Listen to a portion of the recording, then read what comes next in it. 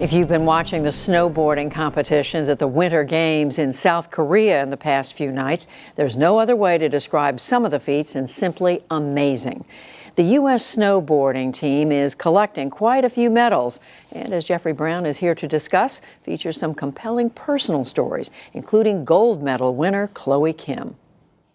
The expectations were already sky high for the 17-year-old coming into these Olympics. Last night, she became the focus of international attention with a dazzling display of aerial acrobatics and athletic spins. Eddie Pelz was there covering the Olympics for the AP, and he joins me now via Skype. Eddie, expectations high, but more than met, right? Tell us about it. Yeah, I would say way more than met. I mean, she went out there and essentially won the gold medal on her first run and had the whole thing secured. And then, for her last run, didn't need to do anything, but it's a snowboarding mantra that if you don't do your best, the result doesn't matter. So she went out there and did basically the hardest run we've ever seen a woman do on a half pipe, landed it perfectly.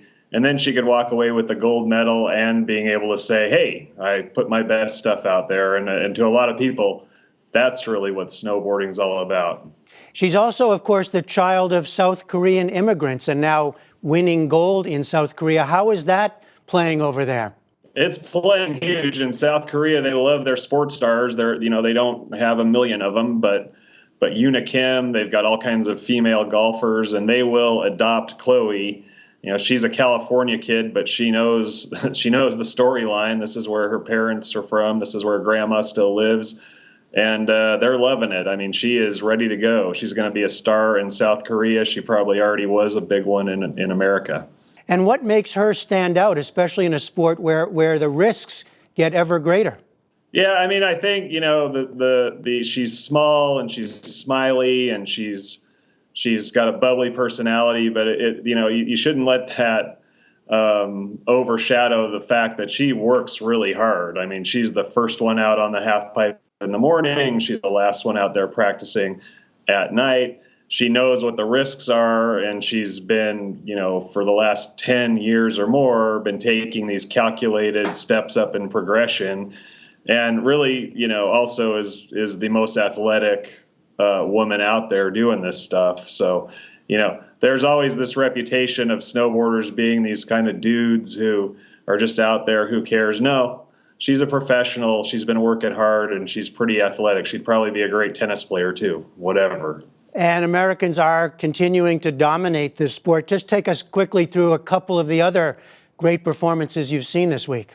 Well, the first day we had Red Gerard, another 17-year-old on the slopestyle course. He's the kid who basically set up an action park in his backyard where he learned all his best tricks, and he went out there, and that was a little bit of an upset.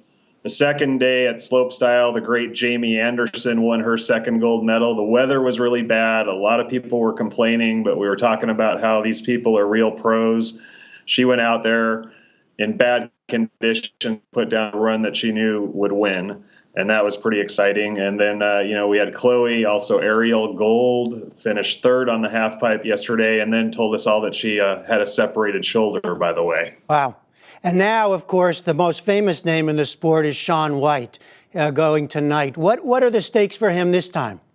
He wouldn't deny it. This is everything to him. A lot of these snowboarders like to talk about, they don't love contests. No, Shaun, the Olympics means everything. He won 2 in a row.